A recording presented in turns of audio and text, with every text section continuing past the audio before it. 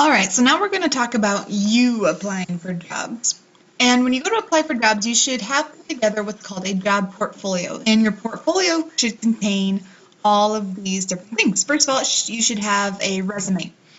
Your resume should be 1 to 2 full pages talking about, when I say full pages, don't make like 1.5 or half of one. It should be either 1 full page or 2 full pages.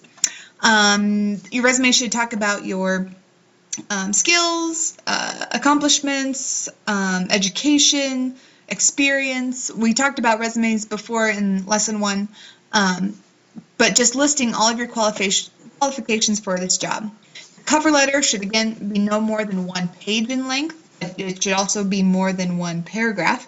And your cover letter should highlight either specific things from your resume or some other things that make you qualified for the job that maybe couldn't fit on your resume, and should always be included with your resume.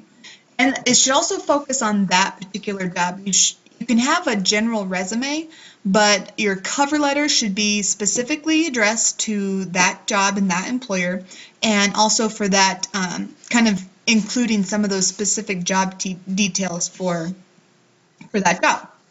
You should also have a list of references. These are professional colleagues, someone that can speak to your professionalism, your dependability, your work ethic, all those different things. And always inform this person ahead of time. You should ask them first if they can be a reference, and then inform them, when you're applying for the job so that they have an idea of when they might expect a phone call from your potential employer. Do not use relatives.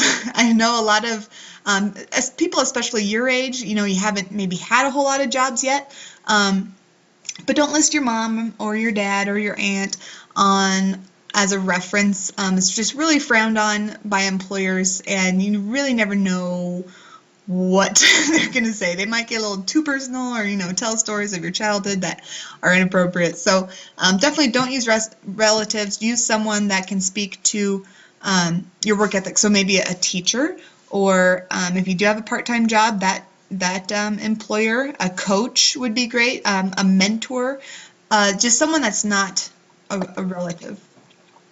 Okay, continuing with your job portfolio, you should have letters of recommendation. These are written by professional colleagues, and they should be in support of you. So again, attesting to the skills that you have, the work ethic you have, and how you will benefit this new employer. Work samples, this would be examples of work you've done in the past. And this isn't necessarily something you need for any job you're in, but unless you're into like writing or maybe graphic design. For instance, when I applied for my marketing job, I have a lot of graphic design experience, so I brought along with me my portfolio of my different artworks that I've created, advertisements that I've created. So in that situation, it's great to have work examples. So it depends on the type of job you're applying for. And then always have a follow-up letter. So your follow-up letter is going to thank your employer for their time and consideration, and then again restate your interest in the job. And this is kind of a lost art. So not a lot of people do this anymore. I always have, because it makes you stand out. It's that kind of lingering impression that you're going to leave on the employer. And since not a lot of people do it these days, it really benefits you in the long run. And then any other certificates, awards you could include in your portfolios, just so that you have them on hand. School transcripts, some jobs require to see that. So again, you should have like either a folder in your computer or a hard copy type of folder that includes all of this information, so you just always have it on hand for when you're job hunting. Okay, the job application. Always, always, always practice filling out job applications ahead of time. So even if it's for a part-time job, you could go online. There's like sample job applications you could, and practice filling out everything. If you're questioning, what some boxes are asking, research it a little bit to make sure you get an appropriate answer in there. And also, especially nowadays, more and more companies are turning to the online applications. So might be something you want to practice there as well. And actually in your text is a great way for you to practice. In lesson 3, it actually has you type in your information, and you can fill everything out. And as you go, your education level. Let's see if this will, okay. And then just past experience information, so you can fill all of this out. It's great practice for you. And then actually when you get to the end, you should review it all, of course. And then of course I didn't fill it out, but it basically gives you all your information back to you, and this would be great for you to help even put together a resume. So you could kind of go through the steps of this job application, figure out everything that a typical job application asks for, so you know that information, you have it on hand, and then save it so that you don't have to think as hard next time. You'll have all that information at your fingertips. So, and that's what this job application process is great, or to have the job portfolio in place. You don't want to have to search for that stuff all the time. Have your references written down, have their contact information written down, have your resume put together so you don't have to, and save it so that you don't have to redo it every time you have a job. So just great to have all these things ready for you. Okay, so now let's talk about some interviewing tips. First, the basics.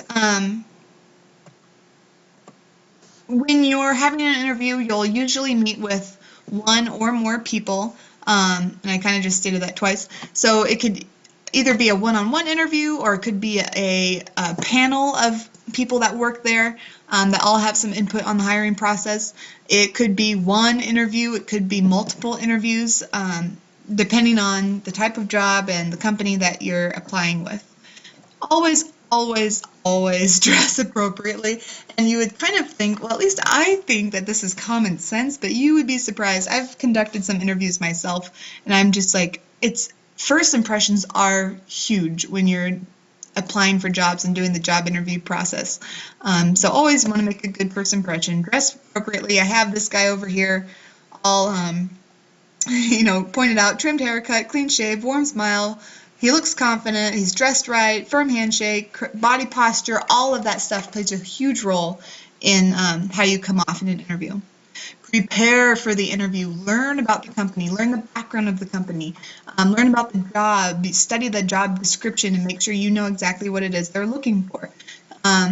Prepare by knowing and practicing what questions they're going to ask you. And I do mean practice your responses out loud, in a mirror, to a friend, a sister, relative, whatever. Practice, practice, practice. That way you're not caught off guard in the interview when they ask you certain questions. You're not stumbling around your answer.